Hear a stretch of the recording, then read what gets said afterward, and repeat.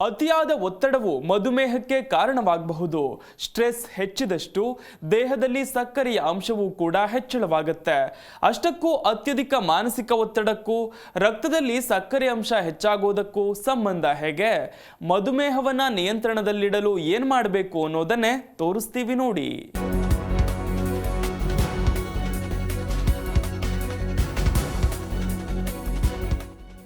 ಅತಿಯಾದ ಒತ್ತಡವು ಮಧುಮೇಹಕ್ಕೆ ಕಾರಣವಾಗಬಹುದು. ಸ್ಟ್ರೆಸ್ ಹೆಚ್ಚಿದ್ರೆ ಸಕ್ಕರೆಯಂಶವು ಹೆಚ್ಚಳ. ಕಂಟ್ರೋಲ್ ಹೇಗೆ?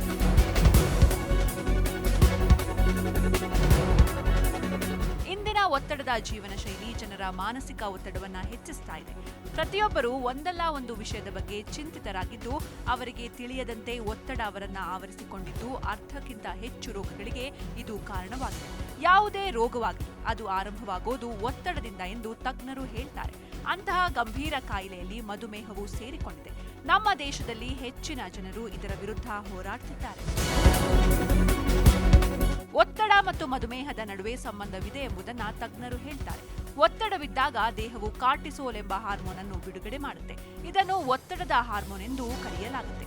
ಈ ಹಾರ್ಮೋನ್ ಸ್ರವಿಸುವಿಕೆಯಿಂದಾಗಿ ದೇಹದಲ್ಲಿ ಗ್ಲೂಕೋಸ್ ಮಟ್ಟವು ಹೆಚ್ಚಾಗುತ್ತೆ. ಒತ್ತಡದಿಂದಾಗಿ ಮಧುಮೇಹ ಹೆಚ್ಚಾಗಲು ಇದು ಕಾರಣವಾಗಿದೆ. ನೀವು ಒತ್ತಡಕ್ಕೆ ಒಳಗಾದಾಗಲೆಲ್ಲ ನಿಮ್ಮ ದೇಹಕ್ಕೆ ಒತ್ತಡ ಬಿದ್ದಾಗ ಕಾರ್ಟಿಸೋಲ್, ಕ್ಯಾಟೆಕೊಲಮೈನ್ ಮತ್ತು ಥೈರಾಯ್ಡ್ ಸೇರಿದಂತೆ ಅನೇಕ ಹಾರ್ಮೋನುಗಳ ಮಟ್ಟಗಳು ಬದಲಾಗಲು ಪ್ರಾರಂಭಿಸುತ್ತವೆ. ಈ ಹಾರ್ಮೋನುಗಳ ಅಸಮತೋಲನವು ಅನೇಕ ರೋಗಗಳಿಗೆ ಕಾರಣವಾಗುತ್ತೆ. ಇದು ಮಧುಮೇಹಕ್ಕೂ ಕೂಡ ಅನ್ವಯಿಸುತ್ತೆ. ರಕ್ತದಲ್ಲಿ ಸಕ್ಕರೆಯಂಶ ಹೆಚ್ಚಾಗೋದಕ್ಕೂ ಮಾನಸಿಕ ಒತ್ತಡಕ್ಕೂ ಇರುವ ಸಂಬಂಧವೇನು? ಅತ್ಯಧಿಕ ಮಾನಸಿಕ ಒತ್ತಡಕ್ಕೆ ಒಳಗಾದಾಗ ಕಾರ್ಟಿಸೋಲ್ ಮತ್ತು ಆಡ್ರಿನಾಲಿನ್ ಎಂಬ ಒತ್ತಡದ ಹಾರ್ಮೋನ್ ಉಂಟಾಗುವುದು.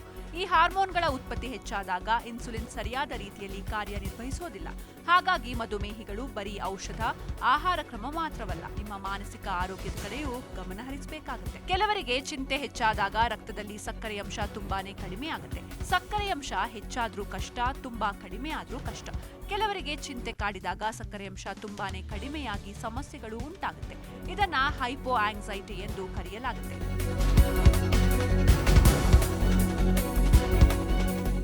ದೀರ್ಘಕಾಲದ ರೋಗಗಳನ್ನ ಪ್ರಚೋದಿಸುತ್ತೆ. ಒತ್ತಡವು ನಿರಂತರವಾಗಿ ಹೊಸ ರೋಗಗಳು ಬರುವುದಕ್ಕೆ ಮುಖ್ಯ ಕಾರಣವಾಗುವುದಲ್ಲದೆ ದೇಹದಲ್ಲಿರುವ ಹಳೆಯ ಕಾಯಿಲೆಗಳನ್ನು ಪ್ರಚೋದಿಸುತ್ತೆ. ಇದರಿಂದ ಆ ರೋಗವನ್ನ ಗುಣಪಡಿಸೋದು ಬಹಳ ಕಷ್ಟವಾಗುತ್ತೆ.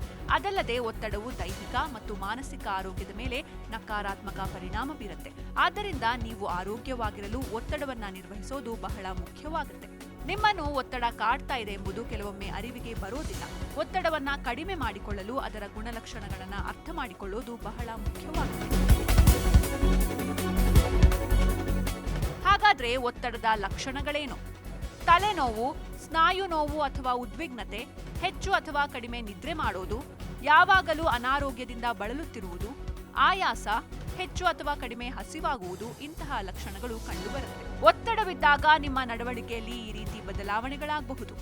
ಯಾವಾಗಲೂ ಕಿರಿಕಿರಿ ಮತ್ತು ಅಸಮಾಧಾನದಿಂದ ಇರೋದು, ಯಾವಾಗಲೂ ಖಿನ್ನತೆಯಿಂದ ಬಳಲುವುದು, ಏನನ್ನಾದರೂ ಅಥವಾ ಯಾವುದಾದರೂ ಒಂದು ವಿಷಯದ ಬಗ್ಗೆ ಯೋಚಿಸುವುದು, ಸ್ನೇಹಿತರು ಮತ್ತು ಕುಟುಂಬದಿಂದ ದೂರವಿರೋದು, ಹೆಚ್ಚು ಅಥವಾ ಕಡಿಮೆ ತಿನ್ನುವುದು, ತುಂಬಾ ಕೋಪ ಮಾಡಿಕೊಳ್ಳುವುದು, ಅತಿಯಾದ ಮದ್ಯಪಾನ ಅಥವಾ ಧೂಮಪಾನ. ಚಿಂತೆಯಿಂದ ಮಧುಮೇಹ ಬರುವುದೇ? ಚಿಂತೆಯಿಂದಲೇ ಮಧುಮೇಹ ಬರುತ್ತೆ ಎಂದು ಹೇಳಲು ಸಾಧ್ಯವಿಲ್ಲ. ಮಧುಮೇಹಕ್ಕೆ ಅನೇಕ ಅಂಶಗಳು ಕಾರಣವಾಗಿರುತ್ತೆ.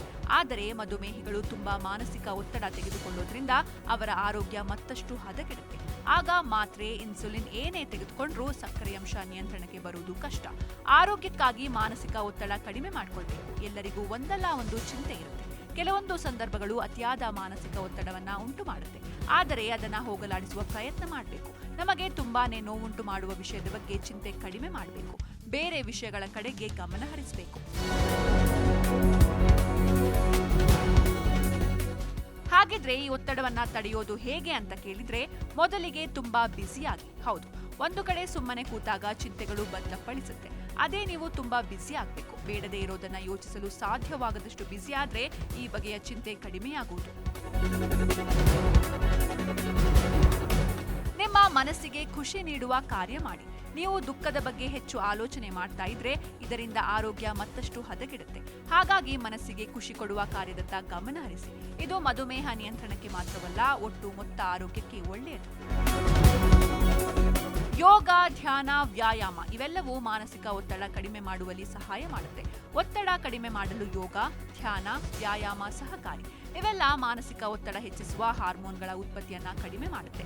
ಮಧುಮೇಹಿಗಳು ತಮ್ಮ ಸಕ್ಕರೆ ಅಂಶ ನಿಯಂತ್ರಣದಲ್ಲಿಡಲು ದಿನದಲ್ಲಿ 45 ನಿಮಿಷ ಇದರತ್ತ ಗಮನ ಹರಿಸುವುದು ಒಳ್ಳೆಯದು.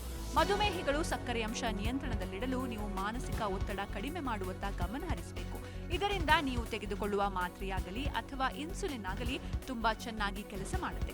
ದೇಹದಲ್ಲಿ ಸಕ್ಕರೆ ಅಂಶ ನಿಯಂತ್ರಣದಲ್ಲಿರುತ್ತೆ. ಮಧುಮೇಹಿಗಳು ಆಹಾರ ಕ್ರಮದ ಕಡೆಗೆ ಗಮನ ಹರಿಸಬೇಕು.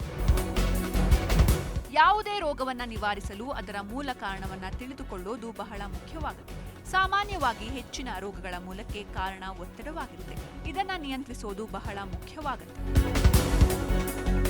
ಹೀಗಾಗಿ ನಿಯಮಿತವಾಗಿ ವ್ಯಾಯಾಮ ಮಾಡಿ, ಯೋಗ ಅಥವಾ ಧ್ಯಾನ ಮಾಡಿ, ನಿಮ್ಮ ಪ್ರೀತಿ ಪಾತ್ರರೊಂದಿಗೆ ಮಾತನಾಡಿ, ಕೆಫೀನ್ ಸೇವನೆಯನ್ನ ಕಡಿಮೆ ಮಾಡಿ, ನಿಮಗಿಷ್ಟವಾಗಿರುವ ಸಂಗೀತ ಕೇಳಿ, ಒಳ್ಳೆಯ ಪುಸ್ತಕಗಳನ್ನ ಓದಿ.